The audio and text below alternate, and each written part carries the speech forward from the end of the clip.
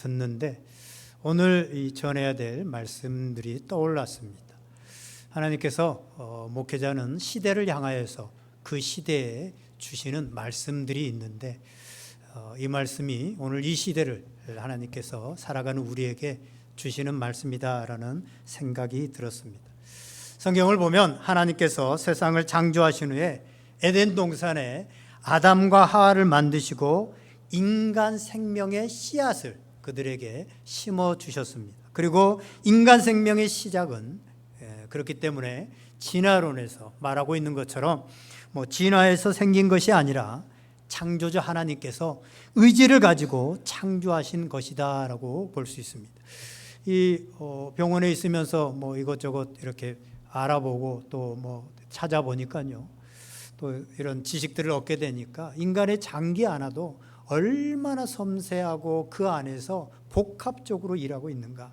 이게 어느 우연히 생겨지는 그런 것이 아니라 정말 창조주 하나님께서 의지를 가지고 정말 뛰어나신 하나님께서 만들지 않으면 있을 수 없는 일이다라고 그러한 생각이 더 확신이 들었습니다. 하나님께서는 자기 형상대로 의지를 가지고 인간을 창조하셨습니다. 사람을 창조하신 후에 처음으로 하신 말씀이 창세기 1장 28절에 나오는데, 하나님이 그들에게 복을 주시며 하나님이 그들에게 이르시되 생육하고 번성하여 땅에 충만하라, 땅을 정복하라, 바다의 물고기와 하늘의 새와 땅에 움직이는 모든 생물을 다스리라 라고 그렇게 말씀하셨습니다. 이처럼 하나님의 형상대로 만들어진 인간이 생육하고 번성하여 땅에 충만한 것이 하나님의 뜻입니다. 그런데 아담과 하와로 시작된 생명은 비록 인간이 마귀에게 속아서 하나님을 거역하고 선악과를 따먹고 하나님을 멀리했지만, 하나님은 그 생명을 지키고 이어나가서 오늘의 인류를 만드셨습니다. 그러나 계속해서 마귀는 처음 아담과 하와 시대 때부터 끊임없이 오늘 말씀에 나오는 것처럼 생명을 도둑질하고 생명을 죽이고 생명을 멸망시키려고 합니다. 그래서 첫 가정인 아담의 집안에서부터 사람을 죽이는 살인의 사건이 일어납니다. 형인 가인이 오늘 장로님이 기도한 것처럼 하나님이 기뻐하시는 예배자였던 동생 아벨을 죽이는 일이 일어나게 되어집니다. 그때 하나님의 마음은 어떠했을까요? 고귀한 생명을 주었는데, 하나님의 씨를 심어줬는데 그 생명을 죽음으로 대적한 최대의 범죄를 바라보면서 하나님의 마음은 너무나도 아팠을 겁니다. 이렇게 시작된 인류의 역사 속에는 이 가인의 유전의 피가 흐르고 생명을 해치는 그런 개인적인 살인이나 집단을 살해하는 학살들이 도처에서 일어나고 있습니다. 여러분, 장로님도 기도하셨지만 그림자 영화, 그림자 아이, 유령 영화, 이런 단어를 들어보셨습니까? 국어사전에도 없던, 예전에는 없었던 단어입니다. 그런데 요즘 뉴스에서 많이 듣게 되는 단어가 그림자 아이, 유령 영화라고 하는 말을 우리가 듣고는 있습니다. 이 말은 뭡니까? 실제로 출생을 했는데 호적에는 출생신고가 되지 않는 이 아이들을 말합니다. 최근에 이런 아이들을 조사해 봤더니 2,000명이 넘더라는 겁니다. 그래서 추적해 보니까 드러난 바로는 그들 중에 많은 영아들이 베이비박스에 맡겨지거나 누군가에게 팔아 넘겨지거나 또는 출생 후에 양육을 포기하고 살해하는, 이런 살해에서 유기하는 일들이 일어났습니다. 심지어는 아이를 죽여서 쓰레기 봉투에 담아 버리거나 냉장고에 두는 이런 끔찍한 일들이 일어났습니다. 이런 뉴스를 보면서 우리는 사람이 어찌 그럴 수 있나, 말세가 되었다, 지금 사람이 이렇게 악해졌구나 라는 생각들을 할 겁니다. 그런데 이러한 일은요, 오늘날 처음 생겨지는 일이 아닙니다. 출애굽기 1장을 보면 요셉을 통해서 애굽 땅에 정착한 이스라엘 백성들이 번성하게 되어지자 애굽의 왕 바로가 그들을 태어나면 다 죽이라고 하는 명령을 내립니다. 그래서 산파들을 통하여서 그들이 태어날 때 그냥 죽이라는 겁니다. 태어날 때 그냥 잘못해서 영아들이 그냥 출생 중에 잘못해서 죽은 것처럼 꾸며서, 거짓으로 꾸며서 영아들을 살해하려고 했던 것입니다. 이것은 간단한 것 같지만 한 민족을 말살시키는, 하나님의 백성을 말살시키려고 하는 고도의 마귀의 정책입니다. 이러한 예는 또 있었죠. 예수님께서 태어날 때 마태복음 2장을 보면 예수님이 태어날 때 이스라엘의, 그 당시에 이스라엘을 통치하고 있었던 헤롯 왕이 예수님을 잡아 죽이려고 2살 이하의 아이들을 다, 그 근방에 있는 아이들은 모조리 죽이라고 하는 잔인한 명령을 내립니다. 이처럼 출애굽기에 나오는 바로나 마태복음에 나오는 헤롯 왕은 사단의 대리자 역할을 하면서 잔인함의 극치를 보여줍니다. 오직 자신의 유익과 미래의 행복만을 위해서 자기의 미래와 행복을 저해하는, 위협하는 모든 불안 요소들을 다 애초에 제거하려고 했습니다. 도저히 생각지도 못할, 도저히 있어서는 안 될 극악무도한 행위입니다. 그런데요, 오늘날 이런 일이 오늘날 우리 사회에서도 일어나고 있다고 하는 사실입니다. 앞에서 말씀드린 것처럼 자신의 미래를 위해서 태어나는 아이들을 내버리는 일이 이 사회에서도 일어나고 있습니다. 또한 여러분, 수많은 아이들이 태어나기도 전에 낙태라고 하는 이름으로 죽임을 당하고 살해를 당하는 거 아십니까? 특별히 낙태가 합법화되면서 그 수는 더해졌다고 합니다. 한 자료를 보니까 우리나라의 연간 110만 명이, 하루에 3천 명의 태아가 낙태된다고 합니다. 작년에 우리나라에서 태어난 아이의 수가 24만 9천 명이니까 실제로 태어나는 아이보다 낙태되는 수가 몇 배가 더 많다고 볼 수 있습니다. 이러한 일은 저 옛날 로마와 헤롯이 했던 잔인무도한, 잔인한 행위와 별반 다르지 않습니다. 그런데 지금 우리 사회에서, 우리 주변에서 너무나도 쉽게 일어나고 있습니다. 지금 우리 사회가 여러 가지 많은 문제들을 안고 있습니다만 가장 심각한 문제는, 우리나라의 가장 심각한 문제는 지금 아이를 출산하지 않아서 인구가 감소해서 이대로 가다가는 저 옛날 출애굽기 이스라엘 백성처럼 민족이 사라질 위기 가운데 있습니다. 교회도 마찬가지입니다. 이처럼 생명의 가치가 추락하는 시대에 우리 그리스도인들은 외면할 수 없습니다. 아니, 그리스도인이 아니라도 인간이라면 결코 외면할 문제가 아니라고 하는 사실입니다. 그럼 이러한 시대를 살아가는, 이러한 시대에 하나님께서는 뭐라고 말씀하시고 성경적인 해법은 뭐라고 말씀하시는가, 우리가 한번 성경을 통해서, 오늘 말씀을 통해서 살펴보기를 원합니다. 하나님께서는 이 땅에 인간을 지으시고, 아까 말씀드렸던 것처럼 창세기 1장 28절에 생육하고 번성하여 땅에 충만하라라고 말씀하셨습니다. 그리고 하나님의 백성을 만들기 위해서 아브라함을 부르는 창세기 12장을 보면 이스라엘 민족을 만들기 위해서 아브라함을 부르는 과정 가운데서 2절을 보면 내가 너로 큰 민족을 이루고 내게 복을 주어 내 이름을 창대하게 하느니 너는 복이 되리라. 너로 큰 민족을 이루게 하시겠다라고 말씀하시면서 실제로 수많은 아브라함의 위험 가운데서도 하나님께서 아브라함을 지키시고 그 자손들의 생명을 지켜서 이스라엘 민족, 하나님의 백성들을 세우셨습니다. 그러나 사단은 그때나 지금이나 생명을 도둑질하고 죽이고 멸망시키려고 합니다. 그래서 여러 환경과 여건을 통해서 출생을 하지 못하도록 막고 있고, 또 출생한 아이들을 죽음으로 내몰고 있고, 또 살아가면서 스스로 또 온 가족이 목숨을 끊는 일이나 집단적인 살인, 집단을 살해하는 학살, 더 큰 범위로는 전쟁을 통해서 생명을 빼앗아가려고 합니다. 이처럼 생명을 자기 마음대로 하는 것은 생명을 창조하신 하나님을 창조주로 인정하지 않고 하나님을 조롱하고 있는 행위라고 볼 수 있습니다. 악한 행위라고 볼 수 있습니다. 이러한 시대 가운데 하나님은 그것을 아시고 예수 그리스도를 생명의 주권자로, 구원자로 이 땅에 보내셨습니다. 예수님은 생명사역으로 세상에 보내졌습니다.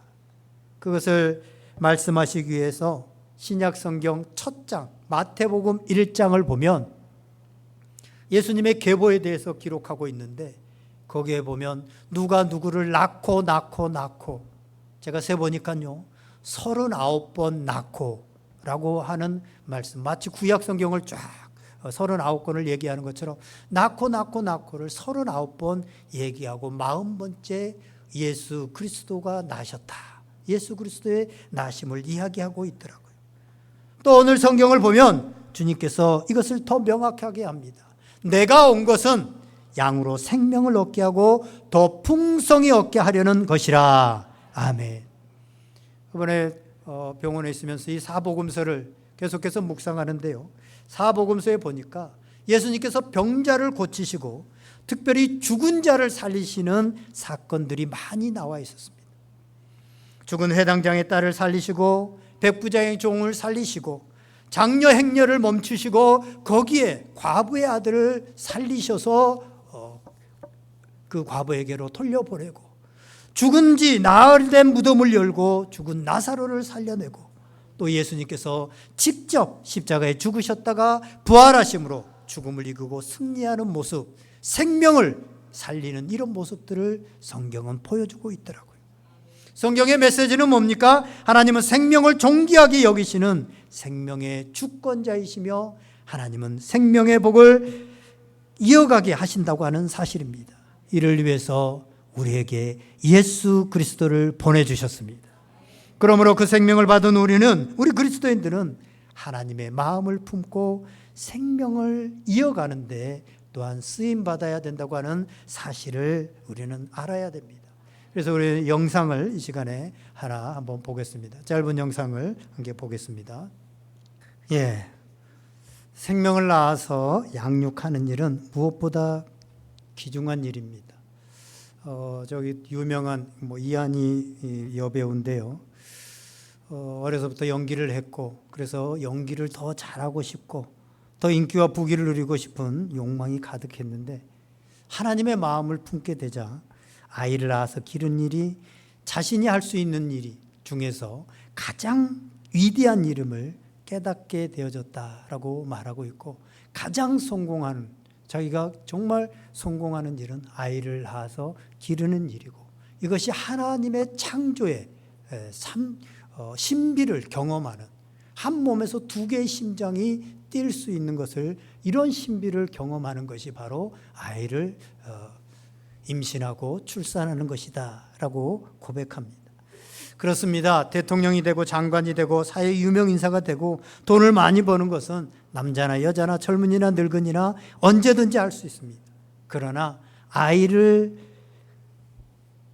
낳아 기르는 것은 가임기 여성, 딱 정해진 기간에 여성만이 할 수 있는 일입니다. 누가 대신해 줄 수 있는 것이 아닙니다. 이 땅의 모든 사람들이 아이를 낳지 않는다면 이 민족은 100년이 못 돼서 사라질 것입니다. 이 나라에는 더 이상 교회도 필요 없고 교회도 존재하지 않을 것입니다. 하나님의 백성도 또한 존재하지 않을 것입니다. 생명을 낳아 양육하는 일은 누구나 할 수 있는, 여성이라면 누구나 할 수 있고 가정을 이뤘다면 누구나 할 수 있는 평범한 일인 것 같지만, 인간이 할 수 있는 일 중에서 가장 위대한 일입니다. 가장 평범한 것 같지만 아이를 낳아 양육하는 일은 생육하고 번성하여 땅에 충만하라고 하는 하나님의 최초의 명령, 처음 명령에 순종하는 가장 고귀한 행위입니다. 어쩌면 우리가 하늘의 신령한 것을 깨닫고 교회에서 많은 일을 하는 것보다 더 위대한 일, 더 위대한 신앙의 행위가 아이를 낳아서 기르는, 아이를 양육하는 일일 수도 있습니다. 영상을 우리가 하나 더 보겠습니다. 영상을 계속해서 하나 더. 캐나다나 일본 같은 나라에서 출산을 높이기 위해서 여러 가지 정책들을 국가적으로 내놓고 있습니다. 그런데 그 정책이 실효성을 거두지 못하고 있습니다. 그런데 잘 사는 나라, OECD 국가 중에서 출산율이 가장 높은 나라가 이스라엘입니다. 이스라엘은 평균 3명 이상의 아이들을 낳습니다.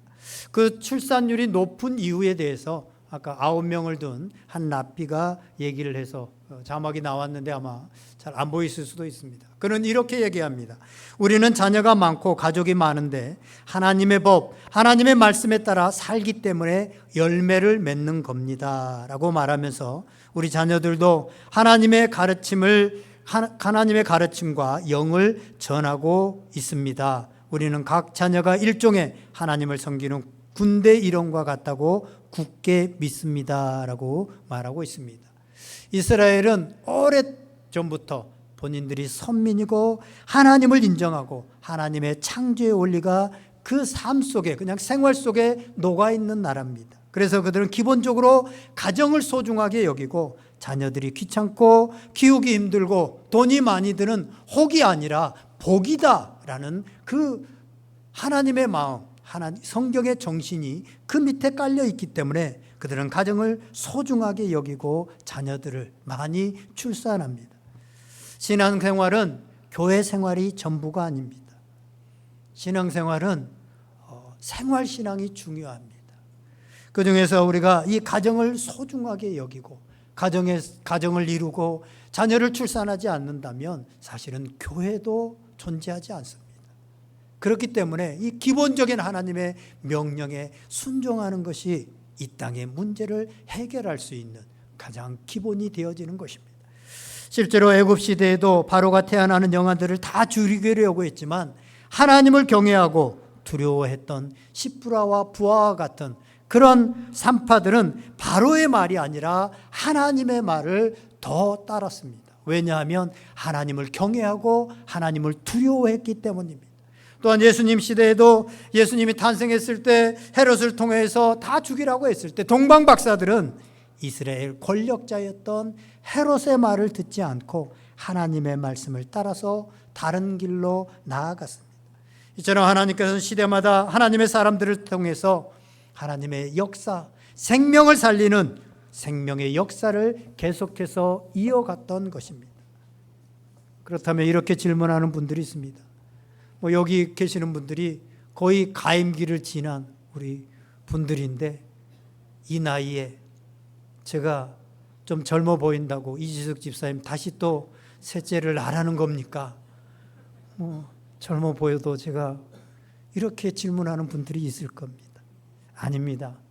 직접 아이를 낳지 못해도 자녀들에게 하나님의 뜻과 하나님의 말씀을 전해줘야 됩니다. 하나님의 말씀이 역사하면, 그 속에서 역사하면 가정을 이루고 자녀를 낳고 양육하는 것이 얼마나 위대한 일이며 이것이 얼마나 위대한 신앙의 행위이며 이것이 하나님의 신비에 참여하는 일인가를 알게 되어집니다. 세상에서 돈을 많이 벌고 어떤 성공하는 것보다 자녀를 낳아 기르는 것이 하나님의 뜻에 얼마나 합당한 것인지를 알게 되어지고 얼마나 큰 성공인지 얼마나 위대한 일인지를 알게 되어진다는 것입니다. 그래서 우리는 우리의 자녀들에게 하나님의 말씀을 계속해서 전해줘야 됩니다. 이스라엘 백성들이 그런 것처럼, 그리고 출애굽 시대의 시프라와 부하와 같은 산파들이, 또 예수님 시대의 동방 박사들이 자기에게 주어진 환경에서 다음 세대를 살리는 일에 최선을 다했던 것처럼 우리도 우리에게 주어진 환경 속에서 우리의 다음 세대들을 살리는 일에 최선을 다하는 것이 하나님의 백성들의 삶이라고 하는 사실입니다. 그래서 이 더운 여름에도 다다음 주부터 이번 주 다음 주부터 우리 주일학교를 비롯해서 청소년, 청년, 수련회들을 하게 되어지는데 우리가 더 기도하고, 물론 우리 전도사님이나 또 교사 선생님들이나 부장집사님들도 하지만 우리가 더 기도하고 한 명의 영혼이라도, 적은 영혼이라도 하나님 앞에 세우기를 열심으로 최선을 다하는 것이 필요하다고 하는 사실입니다. 그리고 손자를 낳으면 너는 네가 키워라, 나는 안 봐줄란다 이러지 마시고 여유가 되시면 내가 봐줄게, 그래서 나라고 얘기하시고 경제적으로 여유가 되면 좀 도와주시고 자녀들이나 또 주변에 홍기가 찬 형제 자매들이 있으면 적극적으로 좀 결혼할 수 있도록 그렇게 도와야 됩니다. 이게 하나님의 뜻이기 때문입니다. 오늘 성경은 주님께서 오신 이유가 양으로 생명을 얻게 하고 더 풍성히 얻게 하는 것이다 라고 말씀합니다. 물론 여기에서 말씀하고 있는 생명은 단지 우리가 육적인 생명을 뛰어넘습니다. 여기서 말하는 이 생명은 예수님 안에 있는 영원한 생명, 하나님 안에 있는, 하나님이 생기를 불어넣으실 때 그 생명을 얘기합니다. 그 생명을 주시고 더 풍성히 주시려고 하는 것입니다. 이번에 병원에 있으면서 지난주에요, 주일 예배를 그 병원에서 드리는데 한 집사님이 나와서 간증을 하시더라고요. 이분은 어려서 그 아버지를 일찍 여의고 홀 어머니 밑에서 그냥 교회 열심히 다니면서 성실하게 열심히 공부를 해서 파일럿 비행기 조종사가 됐더라고요. 비행기 조종사가 되어서 이제 가정을 이루고 또 자녀를 낳고 교회 생활 열심히 하면서 아무 일 없이 풍파 없이 편안하게 잘 살기를 그렇게 했는데 55세쯤에 건강검진을 받았는데 췌장암 말기입니다. 이거는 뭐 손댈 수도 없는 암 중에서도 가장 고약한 말기입니다라고 하는 얘기를 듣게 되어지고 뭐 수술도 할 수 없고 그냥 검사만 하고 항암과 방사선 치유를 받게 되어지는데 그 과정 가운데서 그는 하나님의 평안을 맛보았다. 세상이 줄 수 없는 하나님의 평안을 맛보았다. 그래서 자기가 암 검진을 받은 이후로부터 한 번도 자기 속에 불안이나 두려움이 없었다. 그래서 한 번도 잠을 못 자고 뒤척인 적도 없었고 너무나도 평안했다. 그리고 너무나도 감사한 것은 사실은 교회 생활을 하면서도 늘 돈을 어떻게 모아서 노후를 또 자녀들을 어떻게 양육할까, 늘 돈을 어떻게 재테크를 하고 자녀들은 어떻게 키울까 하는 그런 생각으로 늘 가득 차서 주님과 깊이 있는 그런 사귐, 또 주님 앞에 삶을 맡기는 그런 삶을 살지 못했는데 그렇게 되어지니까 아무런 의미가 없다라는 겁니다. 자기가 막 어떻게 재테크를 하고 돈을 번다는 것도 뭐 일찍 이제 한 2년 있다가 회사도 퇴직하게 되어지고 할 수가 없으니까, 그리고 자녀들을 바라보면서도 자녀도 하나님께서 인도하실 것이다 라고 하는 그 확신이 드니까 너무나도 평온하게 그러면서 그 얘기를 하는데 정말 얼굴이 너무나도 평안하고 뭐 거짓을 말하고 일부러 간증하기 위해서 말하는 것이 아니라 정말 자기의 속 이야기를 하고 있구나라는 것이 그냥 이렇게 느낌으로 느껴졌습니다. 너무나도 평안하게. 이것이 바로 예수님 안에 있는 생명입니다. 이 생명이 우리로 하여금 어떤 어려움과 고난 속에서도 살아가게 하고 이기게 하는 능력입니다. 죽음이 닥쳐올지라 죽음 앞에서도 이기게 하는 능력입니다. 제가 이번에 짧은 기간 안에 죽음 앞에까지도 그렇더라고요. 이게 가끔 이거 검사하다가 죽을 수도 있구나. 치료하다가가 아니라 이거 검사를 막 말하고 사인을 하는데 이거는 검사하다가 죽을 수도 있겠구나. 이런 생각들도 들더라고요. 근데요, 제가 이번에 그동안 쭉 인생을 50년 넘게 살아오면서 늘 삶의 기준을 두고 어떻게 살아갈까의 기준을 두고 삶을 바라보게 되어졌는데 이제 방향을 바꿔서 어떻게 죽을까라고 하는 이렇게 방향을 좀 보게 되어졌습니다. 그렇게 되어지니까 지금까지는 욕심 이런 거 있잖아요. 더 살아가야 되니까 더 높은 자리, 더 많은 거, 더 소유 이런 것들에서 이제 주님이 정말 기뻐하는 거 나누고 용서하고 사랑하고 이런 쪽들이 더 바라보게 되어졌습니다. 주님 안에 있는 참된 생명이라는 것이 바로 이런 것입니다. 이 생명이 우리로 하여금 담대하게 하고 이기게 하고 죽음마저도 이길 수 있는 그러한 능력이 되어지는 것입니다.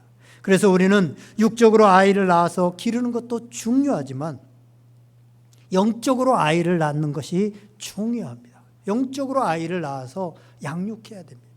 가까이 우리 주변에서부터.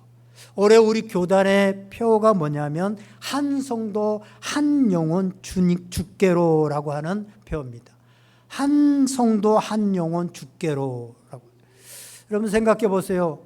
이제 우리가 60, 70이 되어져서 아이를 출산할 수 없습니다. 그러나 우리의 가족, 우리의 자녀, 우리의 또 친족, 또 우리 주변에 있는 이웃 사람들에게 이 예수 그리스도의 생명, 예수 안에 있는 생명을 전해서 그 생명으로 낳고 우리 안에 있는 이 생명을 전해서 그 생명으로 낳고 그를 양육할 때 그를 통해서 하나님의 역사가 계속해서 이어지고 놀라운 일들이 일어납니다.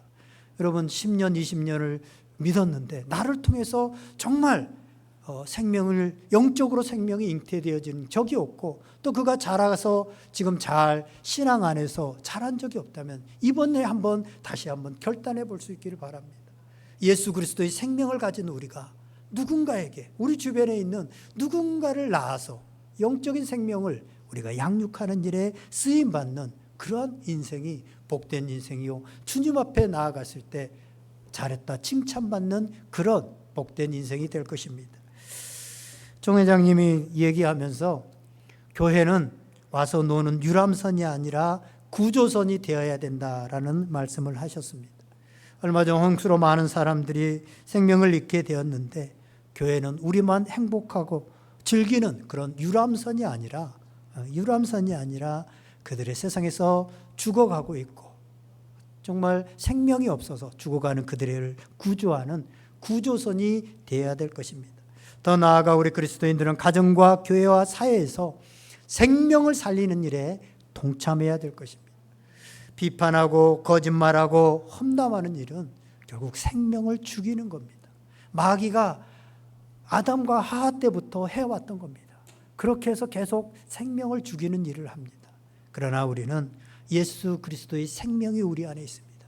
이 생명은 격려하고 칭찬하고 용서하는 것, 이것이 바로 생명을 살리는 것입니다. 이제 말씀을 정리하려고 합니다. 지금도 세계 각지에서는 전염병과 전쟁과 독재자들의 횡포와 유령 아이들이 발생하고 생명이 거래되어지고 장기가 거래되어지고 마약이 거래되어지고 자살, 동성애 등으로 인해서 세상에 평화가 없고 생명이 죽어가고 생명이 무시되어지고 희망이 보이지 않습니다. 이러한 때에 예수 그리스도의 복음이 희망입니다. 복음은 생명의 씨앗입니다. 복음이 생명을 낳고 생명을 구합니다. 오늘도 내 속에 있는 이 예수 그리스도의 복음이 기본적으로는 나를 살리고 나를 풍성하게 하고 이 예수 그리스도의 복음으로 이 복음의 씨앗을 심을 때 내 가정이 살아나고 교회가 살아나고 직장뿐만 아니라 이 대한민국의 문제가 살아나는 이 대한민국에 살아나는 놀라운 일이 일어나게 될 것입니다. 이것이 예수 그리스도의 생명으로 되어집니다. 우리가 예수 그리스도의 생명으로 가득하게 되어지고 오늘 우리 교회가 가득하게 되어지고 이 대한민국이 예수 그리스도의 생명으로 가득하게 되어져서 지금 문제 가운데 있는 모든 것들이 해결받는 복된 나라가 되어질 수 있기를 주님의 이름으로 간절히 축원드립니다. 시간에 우리 다 같이 한번 기도하겠습니다. 시간에 기도할 때 오늘 주신 말씀 성령님이 여러분들에게 들려주시는 음성 붙들고 기도하겠습니다.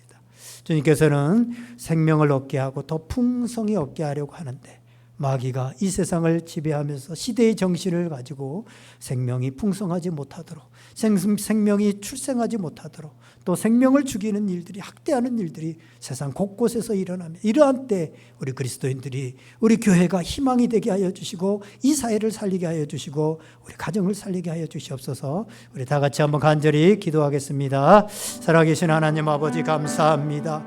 하나님 너무 안타까운 아버지 하나님 상황들 현상들을 바라봅니다. 이러한 때 하나님 이 시대를 아버지 하나님 바라보시면서 아버지 하나님 안타까운 심정으로 우리에게 말씀하시는 주님의 음성을 듣습니다. 하나님 아버지 이 세대를 아버지 하나님 주님의 마음을 품고 아버지 하나님 바라보게 하여 주시옵소서. 생명을 살리고 더 풍성히 하려고 하는 아버지 하나님 그 생명이 우리에게 가득하게 하여 주시고 우리 가정에 가득하게 하여 주시고 교회에 가득하게 하여 주셔서 그 생명으로 아버지 하나님 살아나는 역사가 아버지 하나님 있게 하여 주시옵소서. 생명을 얻고 풍성케 하시는 그 주님 아버지 하나님 복음의 능력이 오늘 이 사회를 덮고 이 사회를 살리고 우리 대한민국을 살리는 놀라운 복음이 되어질 수 있도록 하나님 인도하여 주시옵소서. 오 하나님 아버지 역사하여